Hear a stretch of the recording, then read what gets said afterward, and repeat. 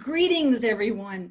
Well, believe it or not, I am so honored and have the privilege of an exclusive interview with the Mystics, the international and national sensational doo-wop musical quartet. Hi, everybody. Hey, Morning, how Nola are you? J. NJ. Thank you. I'd like each one of you to introduce yourselves to our viewers, starting with George. Hi, I'm George Galfo, one of the original Mystics, and we're here with you today, and we're happy to be here together. It's a rare moment. We're all together now with the virus going on, so we're all protected. We've all been treated, and we're all safe because we don't go anywhere. That's good.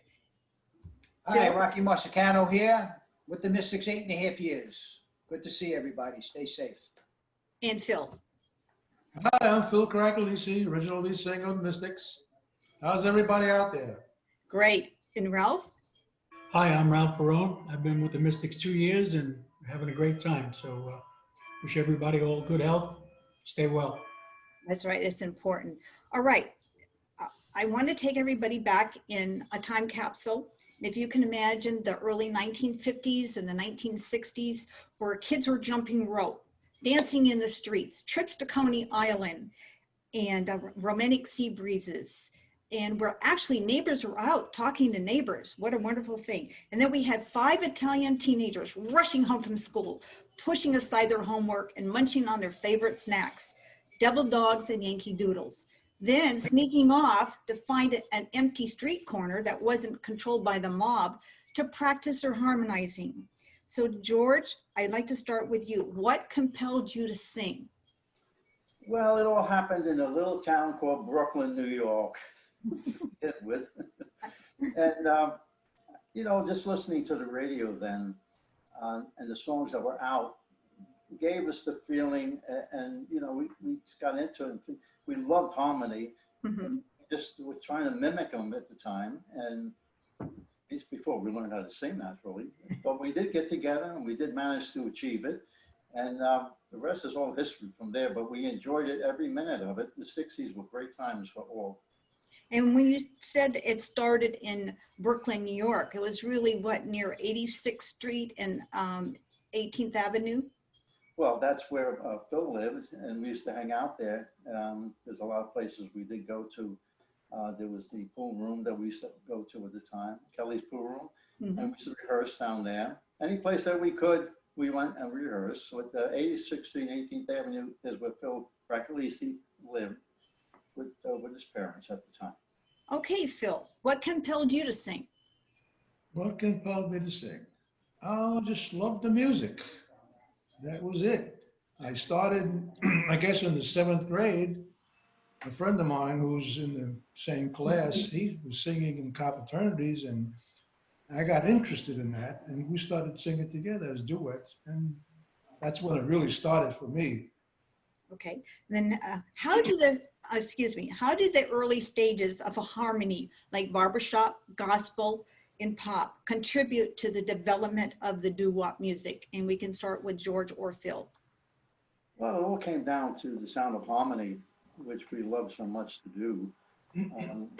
The other stuff, I guess it had something to do with the feeling of the music, you know, especially barbershop, which is a beautiful sound. And it was all mostly a cappella naturally at the time, in which we were singing a cappella. We had no music. On the street corners mimicking and doing a cappella all the time. And that really compelled us to do it, and gave us to, you know, we just wanted to make it at the time, and we did. We were very fortunate because the timing was everything. There was a lot of good groups, singing groups in Brooklyn and in Jersey and in a lot of other places. And a lot of competition, but we stayed together. We became one big family at the time, and we just made it happen. Thank God we met the right people. We had some bad people in the beginning, like everybody else. They may feel certain different ways where it didn't happen and waste a lot of time until we met this man, Jim Gribble, Mm-hmm. who heard us, liked us. And he said, I'm going to invite you guys to make an audition for Laurie Records. Mm-hmm. And we did. They liked it, signed a contract. That was great. Now, Phil, would you like to add to that question? You said it all. Well, I'll bring something up because when picking up on what George just said, that you were competing with other groups, but I don't think people realize, they might just think, oh, you had maybe 10 groups. Didn't you have well over 600 groups trying to compete for the same national title? That was exactly right. At the time, there was 600 groups that were singing, all of them, from the Bronx to Brooklyn, you name it. We were very fortunate. Yes, you were. Okay, now, and Phil, I'll ask you this, and George can follow up. What was your Spitfire strategy to elude them off? Really, they controlled every neighborhood. To stay away from it and not get involved. Well, I know, but you had to pass by them rushing home from school. No, we tried to separate ourselves from that, because once you get involved, you're always involved. All right. The favors you have to pay back may be fearsome sometimes, so we decided to not go that route. All right. Your life was fused with peer pressure, organized crime, turf wars, gang wars, street corner harmonizing, and the race to national stardom. So how did you achieve success without losing your souls? And this is for George and Phil. Well, music was in our souls. We didn't, lose it. We gained it, in fact. It became spiritual to us. And to, like I say, just keep at it until you can get what you're achieving. It was a lot of fun. We had a lot of fun doing it. Just keeping us out of trouble. When we got together, we sang mostly, and kept us together at nights and out of the ways of getting in certain trouble we would want to be to. So, like I say, it straightened our lives out, and it had a lot of effect on us. And like I said, spiritually, we had it in us, and we just loved doing it. Okay, now Hushabye blessed you with a signature song that made you citizens of the world. So how has your 1959 #1 mega seller hit Hushabye transform your lives? And Phil first. How did it transfer? Well, that's a very interesting question, really. I really don't know how to answer that one. All right, well, that's okay. George, you take over. It certainly did put us in a new path in life. We were all working at the time, and when Hushabye came out, it was a shock to us. But listening to it on the radio was something we were in awe at the time. But it changed our lives because we had to quit our jobs that we just actually had gotten into not so long ago, and before you know, we had to go on tour out of state with other groups, with multiple act show during the summer of 1959. And that really changed our lives and put us in a whole different path than what we ever thought we were going to do. Well, from my notes, I know that Hushabye was featured in 2 movies. Would you like to share their names of the 2 movies? Movie that Hushabye was in? Yeah, Hushabye didn't it appear in 2 movies like Stand By Me and Mr. Rock and Roll? Yeah, it was, and then we moved back. And he was also on an episode with the Sopranos. Yes, the 60s. Was one of their episodes with our song that they picked, and we were glad they picked our cut of Over the Rainbow, because there was a lot of other songs out at the time, and other different groups sang it, but they picked our cut, and we were very fortunate to hear it on one of the episodes. In fact, it was the HBO 68 episode of The Sopranos. That's correct. Okay, Phil, let's go back to you. How did the Mystics get their name? Well, we had a name. It was called the Overons, but it really didn't sound right. So we got to try to get a new name. So I'm pretty sure that our manager, Jim Gribble, said, you got to come up with a new name. Overons, it's not going to work. And we all went home and we started thinking, looking up in dictionaries, looking up in the Bibles. We looked everywhere for names. So we all picked a name and we put it in sort of a bucket. And Al Contrario was one that picked out. He says, whatever we pick out, it's going to be the name. And he picked out Hushabye. We said, that sounds great. Let's go with it. No, it was the Mystics. I mean, excuse me. Okay. The Mystics. That's The how much, Mystics, yeah. that's all right. Right, it's the Mystics. He said, well, that sounds great. Matter of fact, he was the one that put the name in the bucket. Okay. And then also from Everybody there, liked it. if I remember my notes, that there were three groups because you had so many members of their Oberons that you had the Mystics and the Passions and the Classics, correct? That's correct. And that you made a pact with each one. Whoever made it big first would help the other groups. That is true. And that's exactly what we did. And I don't think you would see that today. So that was really nice in those days. Okay, I'm gonna let Phil and George take a little break and we're going to Rocky and Ralph for a few minutes. Rocky, how did your singing career begin? Well, it goes back to the mid-50s. My father had me starting with piano lessons, which I enjoyed. And I enjoyed the chords and the different sounds of the piano. So in sixth grade, I decided to join the Glee Club. And I went into the Glee Club and the teacher says, all right, let's check your voice. Let's see your range on your voice. So he went through the piano, he went through the chords and he says, okay, you have a high voice. You sit with the girls section. Oh, gee. So I had that high voice back then. I went with the girls section. Then in night school, I started hanging around with the older guys. That's these kind of guys. The older guys. And I found out, worked my way into doing first tenor in the harmony with the high voice. They say, hey, kid, come over here and do some first tenor with us. That's how it started singing the doo-wop. And then when I heard Little Star and Sincerely and all those beautiful songs come out, I says, this is what I love. This is what I love to do. And that's why I decided. I heard Little Star by the Elegants and fell in love with the sound. Okay, what was your secret in maintaining a relationship that lasted over 23 years with Lenny Coco in the Chimes? Well, yeah, it was a great 23 years. These guys were very, very talented. Lenny, of course, had the hit song Once in a While, and I'm in the Mood for Love, and it was a big thrill going from a local, local New York City band group that I was with to a name group that had a hit. So it was a big thrill. It lasted 23 years. And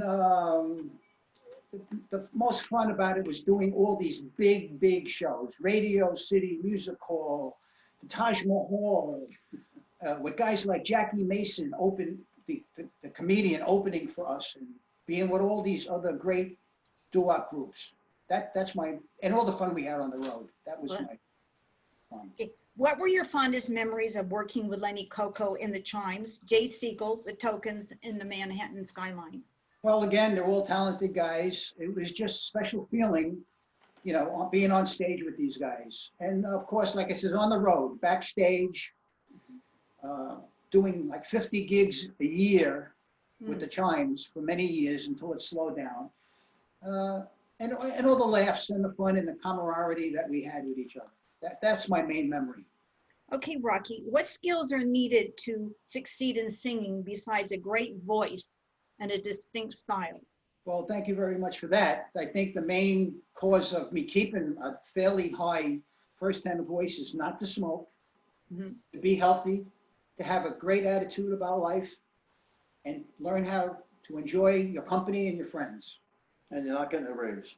And I want more money. Oh, you're okay. Okay, Ralph, where did your singing career begin? In Flushing, Queens in New York.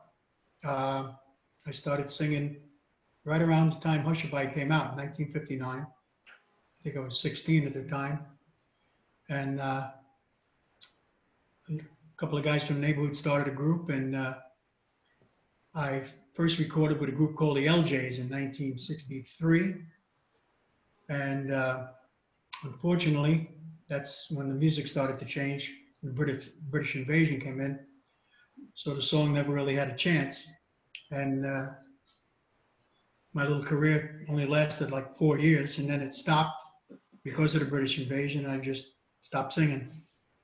Okay, what were your challenges when you were singing a cappella?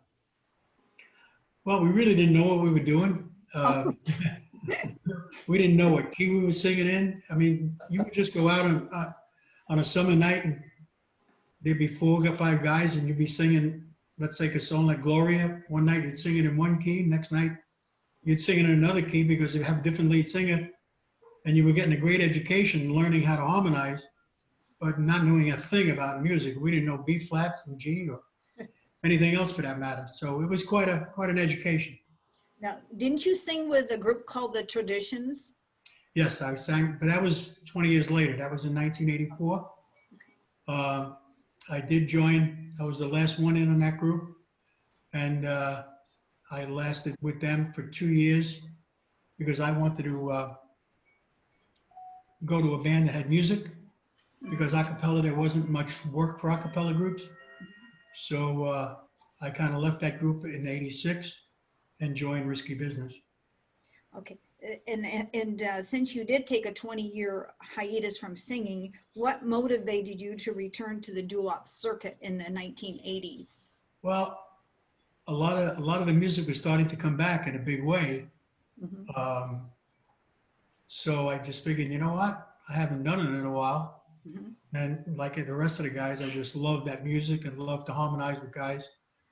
And I said, well, let me see if I can, find a group to jump in with. And that's how I got in with the Traditions.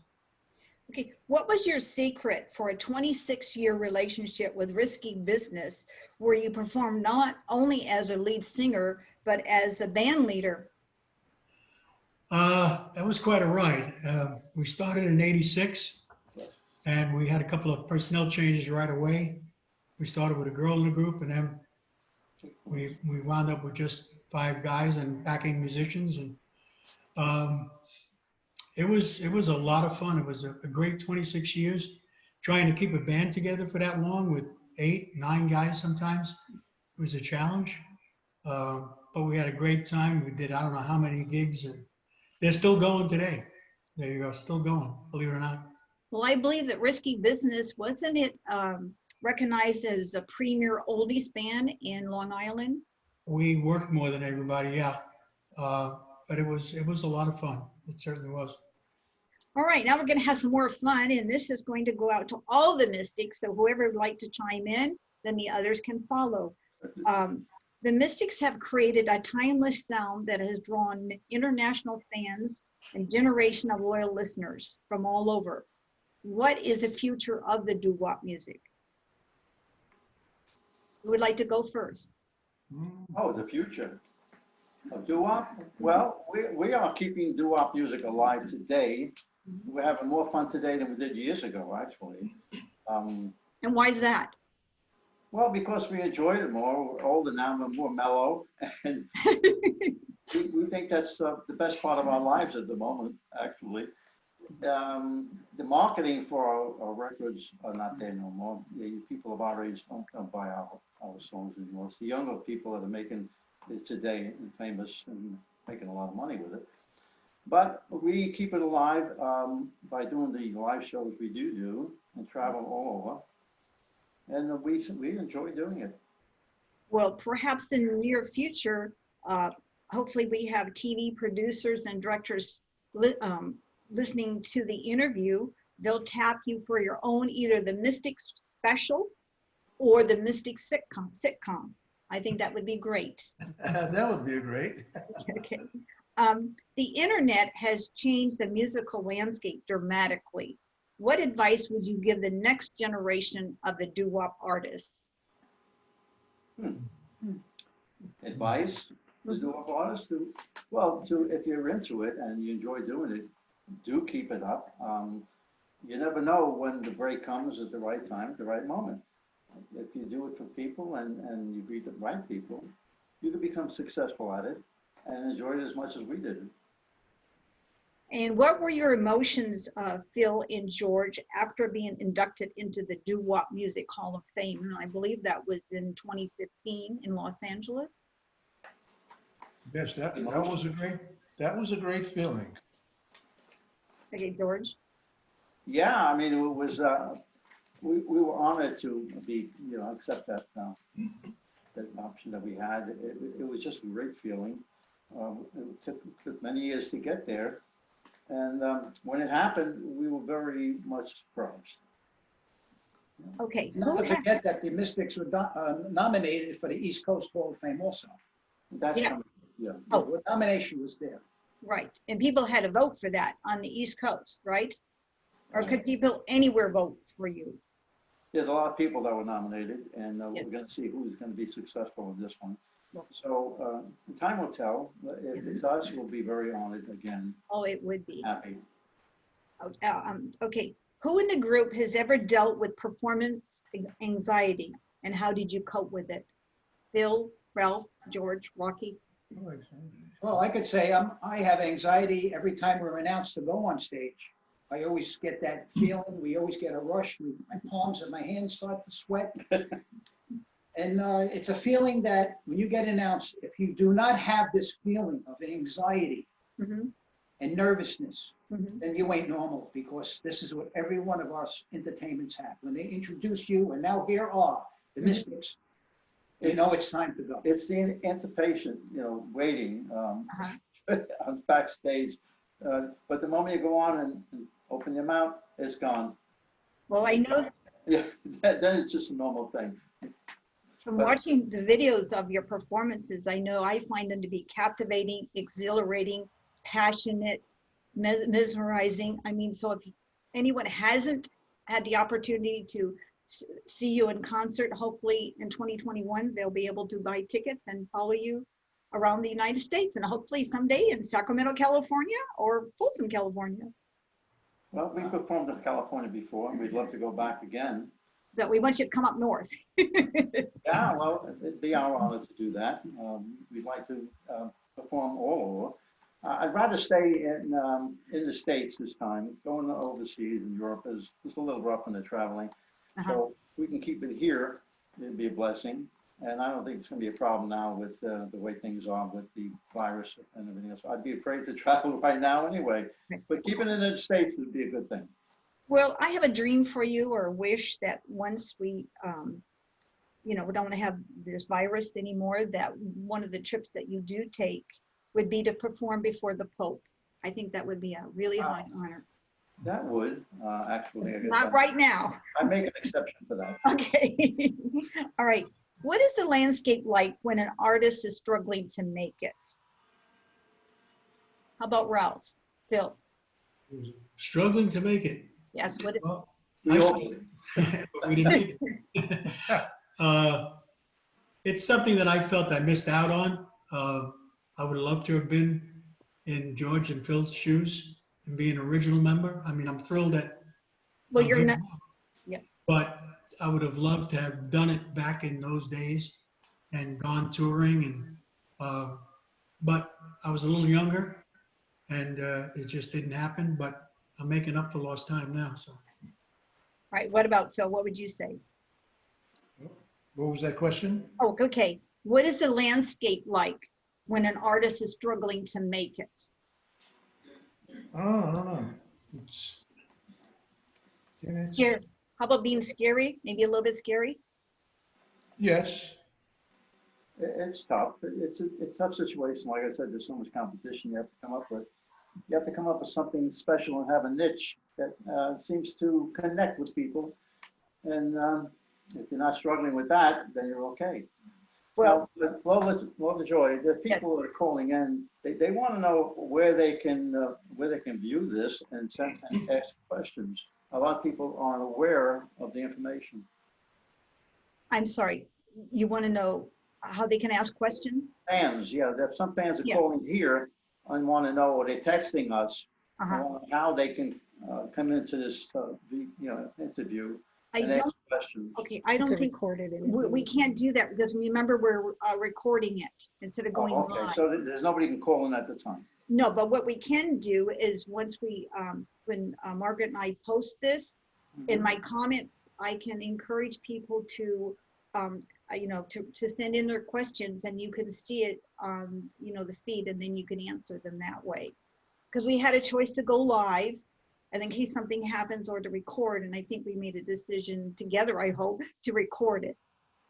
Well, there's no way I can get to them now back on that, No, so. but I can. Yeah. I can do it afterwards. So I Oh, have, I mean, they can ask you questions too. Okay. Yeah, we have many fans, so I guess that. Thousands of fans. Okay. What I do want to bring up is that the Mystics right now in this year are not only celebrating like 61 years with a hit Hushabye, but you're celebrating 63 years as experts in the music and entertainment industry. And I would like to ask everyone, what would you change? What would you change if you could in the music industry today? Change. What would you change if you could? Well, I'll answer that question. Okay, Rob. In my opinion, what I would change is the lyrics. I would continue doing lyrics about love, about breakups, about good things. You know, the lyrics should be clean. That's my opinion. Okay, and probably to spread, well, I believe your mission is to spread love and peace throughout the world and to inspire others. Right. That's what songs should be all about. Love. That was the 59 and early 60s, and that's why Doo-Wop became such a big hit at the time, because of the flavor of the music, the cleanliness of it, easy words to understand, and people enjoyed it and got together more often than they do today. What was your biggest audience that you ever performed for? All of you. So let's start with Ralph. We had the pleasure of opening up for Jane Americans with Risky Business. And I think the anticipated crowds was like 20,000 Oh, people in Lido Beach in Long Island. That was that, the biggest crowd. and what about Phil? The biggest crowd that we ever performed in was in Providence, Rhode Island. They Yeah. were celebrating the new TV station. Oh, It was estimated 50,000 people in the center square. We shut the Great. city down. Connie Francis was there. A couple other people were there. That was 50,000, yes. well, I want to interrupt. Speaking of Connie Francis, weren't the Mystics the backup singers for her song Tommy? Yes, Yeah. we did. Okay, now Phil. And she was at that show too in Providence, Rhode Island. Okay, so George and then Rocky, what was the biggest audience that you ever performed for? Well, I was with Phil at the time when we did that. The audience was so big and so out of control. Out of control. Well, we're trying to get 50,000 people closer to see us live. We were on a stage that they had built in the middle of the street, and the stage started to sway. Oh, no. So we actually had to get off the stage and go upstairs and film it on TV to finish the show, because there were so many people. They never expected that many people, never. It was the greatest show I ever, till this day I remember that crowd. Rocky, what about you? Well, I'd say the biggest crowd was at the Nassau Coliseum or the Meadowlands, of course, and again, Radio City Music Hall. It had 10, 15,000 people in the Meadowlands or the Nassau Coliseum. That was about it for me. I enjoyed that. If you had one message that you would like to share with your fans, what would that be? Just listen to the music, listen to the words, enjoy the love that we pour out to everybody with our songs. And Ralph? Just keep the music alive for as long as we possibly can. We're losing a lot of fans, Mm, a lot of artists. yes. But it's still a pleasure to see all these people coming out to the shows, and they're unbelievable. They come up and ask for autographs and pictures, and Mm. think you were Brad Pitt. It's amazing, really. Well, you were, okay, and what about Phil? He's smiling there. It's exciting to what we was doing. The feeling that we have when we go on stage is unbelievable. Mhm. We are young again, like teenagers. Well, yes, you are. Okay. And George? Yeah, he's right on that. Actually, I look at them when we're singing, and their lips are moving and saying every word that we are singing. They know all the words. And God forbid we make a mistake. But sometimes we do on stage. We're getting old, but No, you're never. we have more fun doing it live than anything else, and the people enjoy it. like we said, we put them back into teenage years where they remember certain things that happened during those years with our music was out. And it brings pleasure to them. And the smiles on their face, it's worth everything in the world. That's why we do it. I know from the videos that I've watched of your performances, you really excite the audience. I mean, they're right with you. You're getting down, shaking their hands or dancing with you. And this is, I mean, this is wonderful. This is what all performances should be like. Because Yes, I'm sorry, you're there for the audience. audience participation is what we like the most. We get them involved. We make them sing along with us a lot, and they enjoy it. So, God, thank God they keep coming back to see us, and we'll keep on doing it until we can't. All right. Oh, sorry. How have you dealt with personal tragedies? And we can start with Phil. Personal tragedies Throughout the years, how have you dealt? in the music field? Any field that you feel comfortable in sharing. Oh, personal, that's a good question to answer, really. It's a hard question to answer. Oh, I'm sorry. There's a lot of tragedies Yeah. that went on. Oh, I know. All right, Ralph, how would you answer that question? How have you dealt with? Well, I lost my mom, but quite a while ago. But other than that, and my father, I'm sorry. just enjoying what we're doing and hope this stays the way it is, and people come out and see us when when this all starts over again. And Rocky? Well, it's almost like Ralph said, lost my parents, of course. That's number one. And the loss of many guys that I've sang with, like Lenny Coco and the past performers in our business that are not here no more. That's tragic, in my opinion. And George? Well, the same thing. We've lost a lot of people. As we all get older, unfortunately, we do lose a lot of people we love. But the tragedies you go through in life when one of your children gets sick when they're very small and have to go to the hospital, and to somebody, you see your child in the hospital not knowing what the outcome is going to be, is sort of a tragedy. Well, I know that all the Mystics just recently went through the loss of one of your band members. Yes, that's another tragedy. It was Greg Pondo, and he was our musical director, great guy, very, very, musically, he was a god to us. He listened the right direction, played the right tunes, had no problem doing it immediately just by listening to him, and he directed the band. So it's a great loss to us, and we will miss him. Yeah. Excuse me. Where do you find your energy and inspiration to perform? And we'll start with Ralph. Just knowing that we're going out and we're going to sing tonight. I could be tired, half asleep, but as soon as I get there and that music starts, I'm rejuvenated. I was born again. And I'm sorry, Phil, where do you find your energy and inspiration to perform?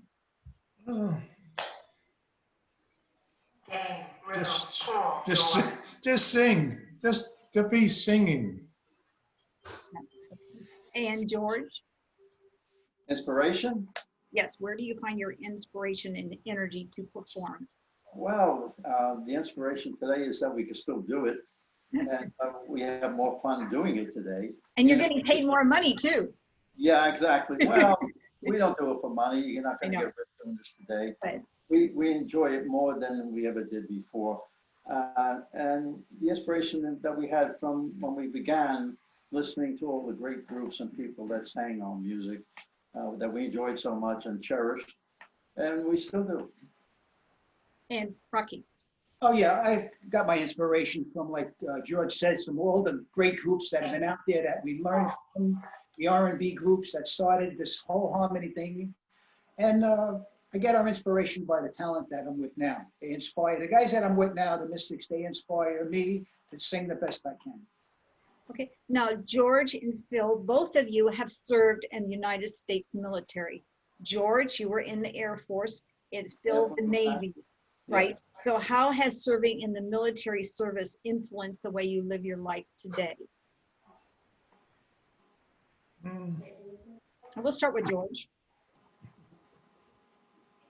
You travel a lot. Pardon? I didn't hear your answer.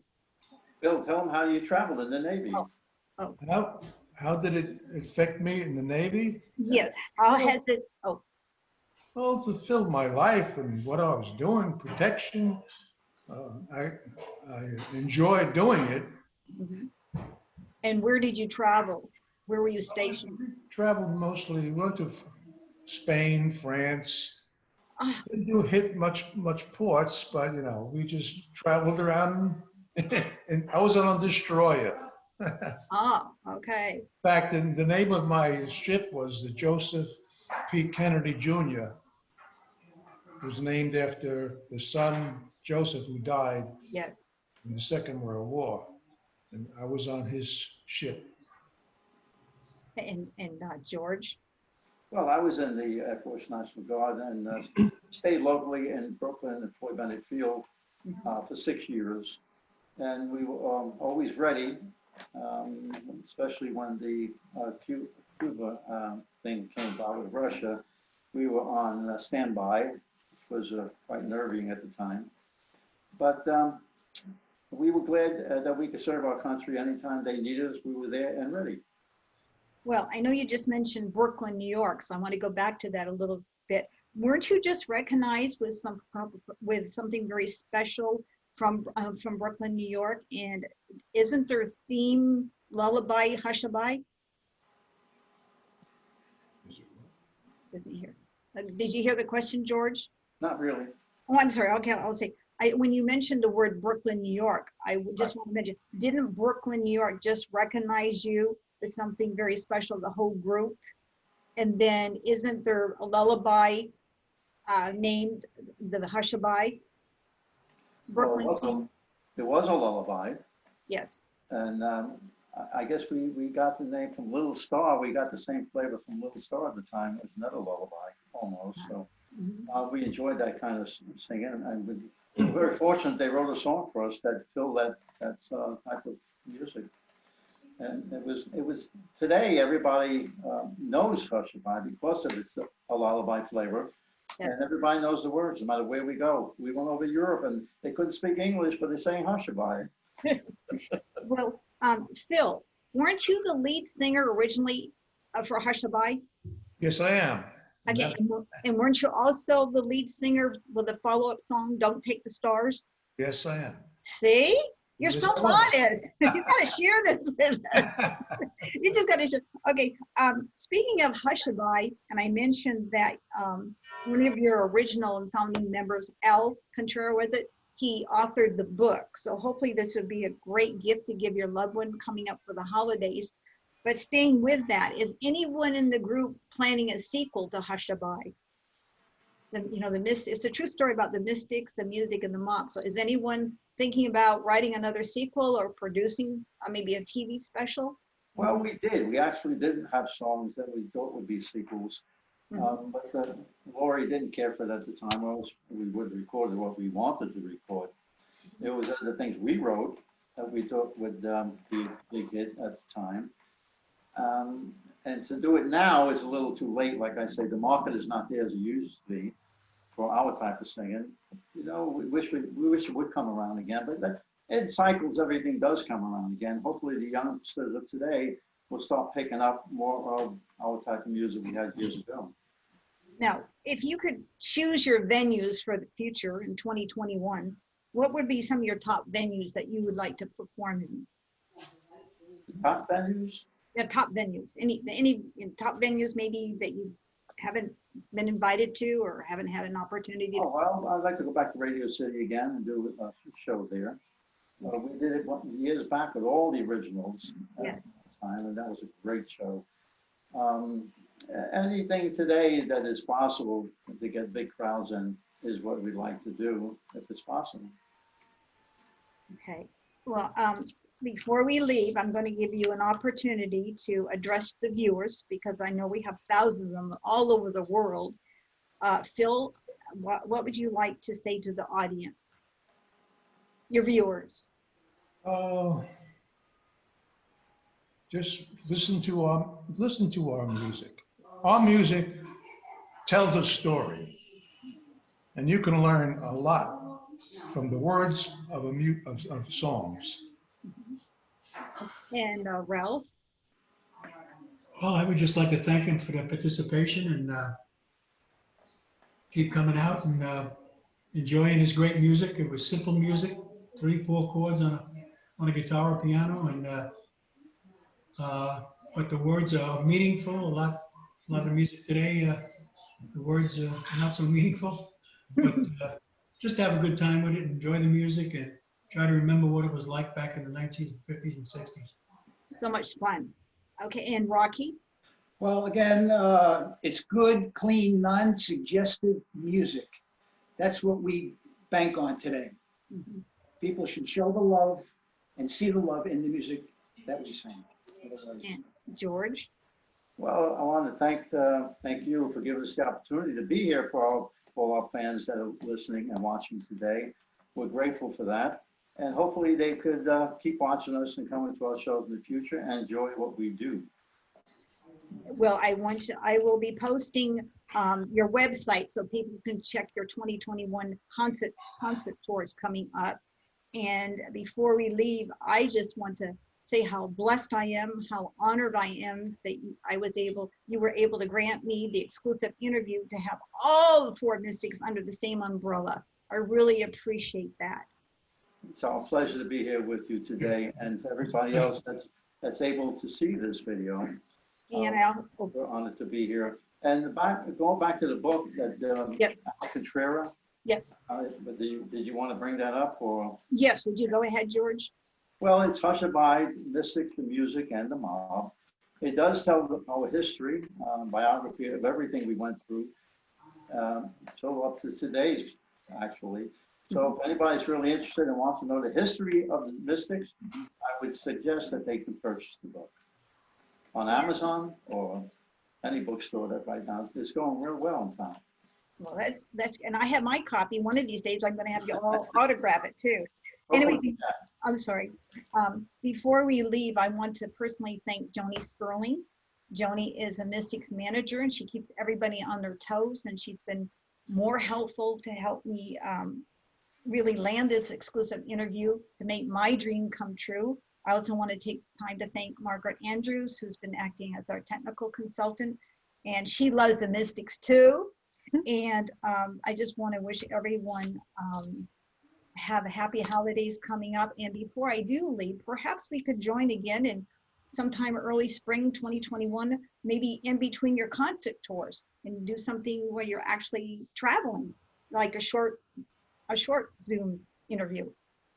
Well, unfortunately, we had a lot of cancellations this year, as everybody knows, and so did everybody else. Mhm. But if they want to see what we are doing, they go to our website, theoriginalmystics.com. Right. We do have a page up there for the dates that upcoming shows. Right. Hopefully, they won't start canceling them out again. Oh, I hope not. Plus, we had a rough time rescheduling most of the stuff that we did have scheduled. And hopefully we'll have vaccination soon so everybody is safe and sound and we can get back to normality. Well, thank you, George Galfo, Rocky Marsicano, and hug Chloe for me, his little adorable poodle. Thank you, Ralph Varrone, who had over a 2-hour drive to be here. And Phil Cracolici, go hug Michael, your adorable orange cat. I sure will. Thank you. Thank you. Okay, thank you. So until next time, create heaven in your heart and starlight in your soul. Thank you. Thank you.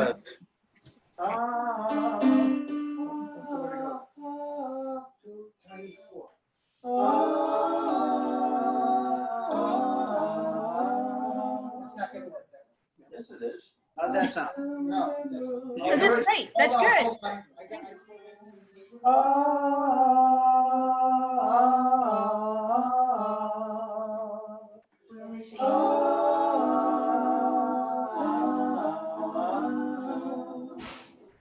I still remember the day that we met.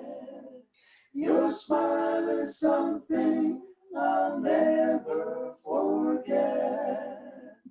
And since that day, my love grows and grows.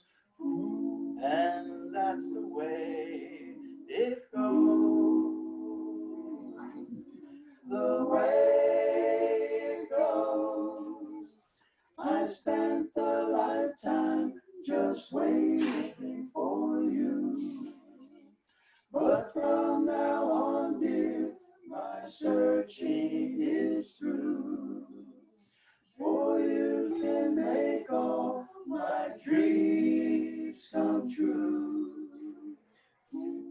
And that's the way it goes. From out of nowhere, you came into view. Now I'm completely in love with you. You walked right in, my heart walked out. You took its place without doubt. So won't you please open your heart to me? For since I've known you, you're all that I see. You are the one girl that my heart has chosen. That's the way it goes.